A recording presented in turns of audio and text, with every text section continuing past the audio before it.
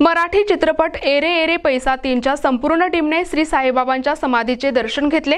चित्रपटाचे निर्माते अमेय खोपकर, दिग्दर्शक संजय जाधव, अभिनेते उमेश कामत, सिद्धार्थ जाधव आणि अभिनेत्री तेजस्विनी पंडित यांच्यासह अनेक कलाकार यावेळी उपस्थित होते। साईबाबांच्या दर्शनानंतर श्री साईबाबा संस्थांच्या वतीने मुख्य कार्यकारी अधिकारी गोरक्ष गाडीलकर यांनी संपूर्ण टीमचा सत्कार केला। या प्रसंगी उपमुख्य कार्यकारी अधिकारी भीमराज दराडे आणि प्रशासकीय अधिकारी संदीप कुमार भोसले हे देखील उपस्थित होते। आगामी एरे एरे पैसा तीन या चित्रपटाच्या यशासाठी टीमने साईबाबांचा आशीर्वाद घेतला असे बोलले जात आहे। नमस्कार सगळ्यांना, Om Sairam.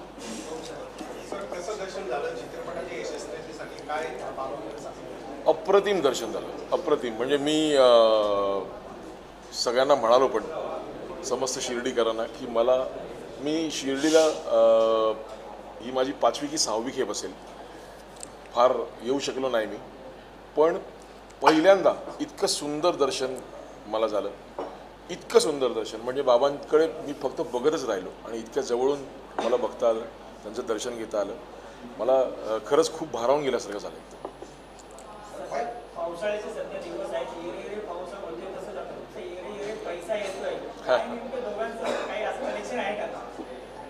Connection array array पैसाचं आमचं खूप जिव्हाळ्याचं नातं आहे। ॲक्च्युली कसं आहे की एखाद्या चित्रपटाचा तिसरा भाग येतो, याच्यातच खूप काही गोष्टी सांगून जातो आपण की पहिला भाग सक्सेसफुल झाला, दुसरा भाग सक्सेसफुल झाला, म्हणून निर्मात्यांना इच्छा झाली की तिसरा भाग पण करावा।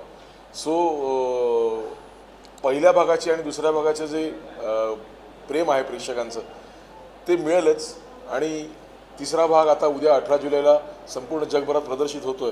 तर बाबांचे आशीर्वाद आहेतच आमच्या मागे, आणि मला खात्री आहे की हा सिनेमा सुद्धा प्रेक्षकांना तेवढाच आवडेल। तुम्ही प्रश्न विचारलात ते त्याच्यापेक्षा वेगळे काही प्रश्न असतील असं वाटत नाही।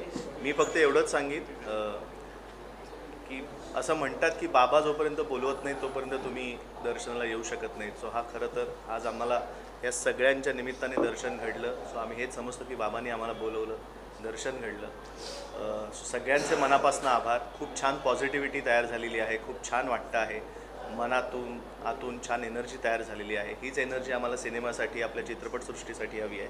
मी तुम्हा सगळ्यांना विनंती करीन, दर्शन घेतलं आहे, पूर्ण टीम आहे, काय प्रयोजन? आमचा चित्रपट एरे एरे पैसा 3 हा उद्या 18 जुलै रोजी संपूर्ण जगभरामध्ये प्रदर्शित होतो आहे। बाबांचे आशीर्वाद घेण्यासाठी एरे एरे पैसा 3ची संपूर्ण टीम आज आम्ही ते आलो, बाबांचे आशीर्वाद घेतले।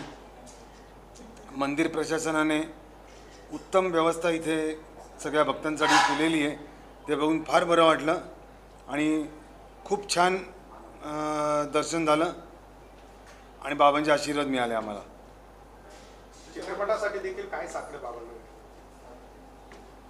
एरे एरे पैसा 3 हा चित्रपटला प्रेक्षकांची पसंती मिळो, सगळ्या चित्रपटगृहामध्ये हा चित्रपट चांगला चालो, 5 आठवडे, 6 आठवडे, 10 आठवडे, पुढे अनेक आठवडे एरे एरे पैसा 3 हा चित्रपट चालो, ही बाबांकडे प्रार्थना केली। करतायत तर बाबांचं दर्शन झालेलं आहे, आशीर्वाद मिळालेला आहे आणि आम्ही चित्रपट चांगला केलेला आहे असं आम्हाला वाटतं। त्यामुळे आशीर्वाद आणि प्रयत्न ह्याची उत्तम सांगड होईल आणि हा चित्रपट प्रेक्षकांना खूप आवडेल अशी खात्री आहे। प्रत्येक वेळेला योग येतो शिर्डीला येण्याचा आणि साईबाबांचं दर्शन घेण्याचा, आणि आज तर खूप चांगला योग आहे की मायबाप मराठी रसिक प्रेक्षकांसाठी एक छान उत्तम पर्वणी आहे मनोरंजनाची।